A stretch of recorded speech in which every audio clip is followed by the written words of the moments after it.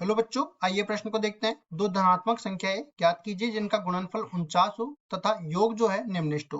प्रश्न को हल करने से पहले इसके मुख्य अवधारणा के बारे में चर्चा कर लेते हैं। मुख्य उदाहरण में देखो, इस तरह से हम लोग देख लेते हैं कि जब भी अपने को उच्चिष्ट या निम्नलिखित मान निकालना होता है और y बराबर में fx का कोई फलन दे रखा है तो हम लोग जाते हैं अवकलज के अनुप्रयोगों में। मतलब इसका करना है हमें अवकलन, तो dy बटा dx बोल दो चाहे f डैश x बोल दो, इस तरह से अवकलन हो गया। अब क्या करते हैं, f डैश x को 0 के बराबर करते हैं क्योंकि मेरे को क्रांतिक बिंदु निकालना है, प्रथम अवकलज परीक्षण करना है। अब इसमें देखो, क्रांतिक बिंदु मैंने बोला कि x1 और x2 दो बिंदु मिल गए और मैंने निर्धारित कर दिया कि x2 का मान x1 से बड़ा है। अब उसके बाद देखो, संख्या रेखा पर निर्धारण कर देते हैं इसका, तो x2 तो दाईं तरफ आ जाएगा, x1 बाईं तरफ आ जाएगा। मैंने कहा कि x2 से बड़ी कोई भी संख्या रखेंगे तो f डैश x का मान धनात्मक दे देगा, और इसी तरह x1 से x2 के बीच में कोई संख्या रखेंगे तो f डैश x ऋणात्मक चिन्ह दे देगा। इसी तरह x1 से छोटी कोई भी संख्या रखेंगे तो f डैश x धनात्मक चिन्ह दे देगा। तो इसमें देखिए, ये अपने पास अब एफ डैश एक्स जो है, एफ डैश एक्स ये या फिर dy बटा dx जो है, ये अपना स्पर्श रेखा के ढाल को निरूपित करता है। तो ढाल पहले धनात्मक था फिर ऋणात्मक हो गया, तो वक्र पहले बढ़ रहा था अब घटना स्टार्ट कर दिया तो ये उच्चिष्ट का बिंदु मिल गया। इसी तरह यहाँ पे ढाल ऋणात्मक है फिर धनात्मक हो गया, मतलब वक्र पहले घट रहा था अब बढ़ना स्टार्ट कर दिया तो ये निम्नलिखित का बिंदु हो गया। अब जहां पे अपने को क्रांतिक बिंदु उच्चिष्ट या निम्नलिखित मान दे दे वो कहलाएंगे चरम बिंदु। इसी तरह हम लोग सवाल को भी हल कर लेते हैं। सवाल में मैं बोल देता हूं, यहाँ पे दो संख्या हमें अपनी तरफ से मानना है। माना पहली संख्या x और दूसरी संख्या यहाँ पे y मान लेता हूं, दूसरी संख्या y है। अब देखिए क्या करना है कि प्रश्नानुसार दोनों संख्याओं का जो गुणनफल है ना, प्रश्नानुसार दोनों संख्याओं का गुणनफल x गुणा में y ये 49 के बराबर है। तो एक को दूसरे के रूप में निकाल लेता हूं मैं, 49 बटा में x। ये क्यों किया, क्योंकि मेरे को एक फलन बनाना है। फलन क्या बन जाएगा, देखो योग निम्नलिखित है तो इन दोनों का जो योग होगा वो हमारे पास एक फलन बन जाएगा। f x बराबर क्योंकि x के रूप में या फिर f y के रूप में बना लो, तो यहाँ पे फलन क्या बन जाएगा, दोनों का योग x प्लस वाई, x यहाँ पे आ जाएगा, y का मान 49 बटा x है। इसका मेरे को करना है निम्नलिखित मान, इसका मेरे को निकालना है। तो इसके लिए क्या करेंगे, इसका कर देंगे अवकलन। तो f डैश x किसके बराबर हो जाएगा, ये अपने पास 1 बन जाएगा, ये पूरा अपने पास 49 बटा में x स्क्वायर बन जाएगा माइनस के साथ में। अब देखिए इसका अब उच्चिष्ट और निम्नलिखित मान निकालने के लिए f डैश x को 0 के बराबर करना पड़ेगा। तो थोड़ा सा इसको मैं सरल कर लेता हूँ। सरल करने के लिए x स्क्वायर माइनस में 49 बटा में x स्क्वायर ये बन जाएगा, और आगे इसको सरल करते हैं तो देखिए यहाँ पे गुणनखंड बनेंगे x माइनस 7 और गुणा में x प्लस 7, नीचे बन जाएगा x स्क्वायर।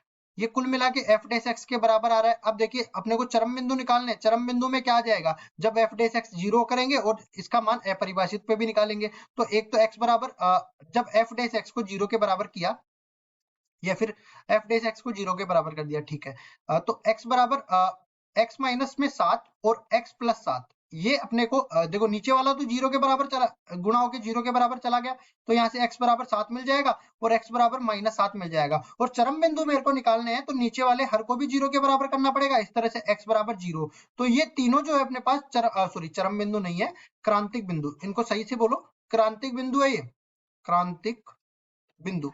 अब देखो कौन चरम बिंदु है ये, अब मैं देखूंगा संख्या रेखा पर रख के। तो संख्या रेखा पर तीनों बिंदुओं को रखते हैं। देखिए ये हमारे पास आ जाएगा माइनस का 7, ये अपने पास आ जाएगा 0, ये अपने पास आ जाएगा 7। इसके बाद देखिए मैं यहाँ से देख सकता हूँ कि 7 से बड़ी कोई भी संख्या रखता हूँ तो ये अपने पास धनात्मक, ये धनात्मक और ये धनात्मक, कुल मिला के धनात्मक आ जाती है। इसी तरह 0 से लेके 7 के बीच में कोई भी संख्या रखता हूँ तो ये अपने पास ये ऋणात्मक चली जाएगी और ये दोनों धनात्मक आ जाएगी, कुल मिला के धनात्मक आ जाएगा। तो इधर भी धनात्मक ऋणात्मक आ जाएगा, इसको मैंने गलत कर दिया। ऋणात्मक जब बाकी सारी धनात्मक से गुणा होगी तो ये ऋणात्मक बन जाएगी। इसी तरह 0 पे आप देख सकते हो कि 0 से छोटी और -7 से बड़ी, तो ये ऋणात्मक आएगा, ये धनात्मक आएगा और ये धनात्मक आ जाएगा। कुल मिला के सबका गुणनफल करेंगे तो ये ऋणात्मक मिल जाएगा, और इसी तरह इस पर भी देखेंगे तो ये धनात्मक मिल जाएगा। अब आप देखोगे कि 7 और -7 पे दो चिन्ह परिवर्तित हो गया, लेकिन 0 पर परिवर्तित नहीं हुआ। ये देखो इस तरह से नहीं बोल सकते कि वो हर में था इसलिए चिन्ह परिवर्तित नहीं हुआ, लेकिन जो घात है इसकी 2 है इसलिए चिन्ह परिवर्तित नहीं हुआ। जब माइनस को भी इसने धनात्मक बना दिया और प्लस को भी इसने धनात्मक बना दिया क्योंकि वर्ग है।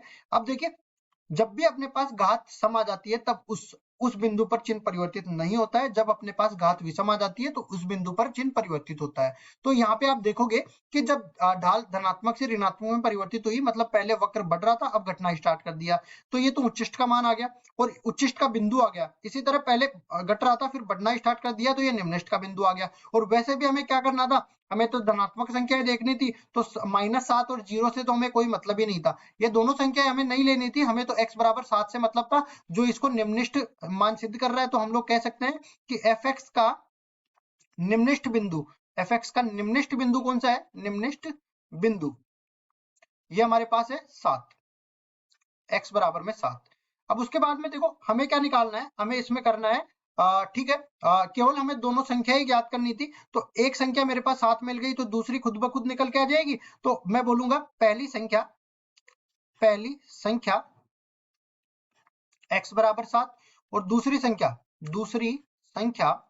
y जो मैंने मानी थी, और y का मान मैंने क्या बोला था, y का मान 49 बटा x के बराबर है। तो ये भी 49 बटा 7, मतलब कि 7 के बराबर आ गई। तो पहली संख्या भी 7 और दूसरी संख्या भी 7, दोनों संख्याएं बराबर बराबर लूंगा, तभी इनका जो योग है वो सॉरी हाँ ठीक है, इनका योग जो है वो निम्निष्ट मान दे देगा। और साथ ही साथ इन दोनों का गुणनफल कब 49 के बराबर होगा तब।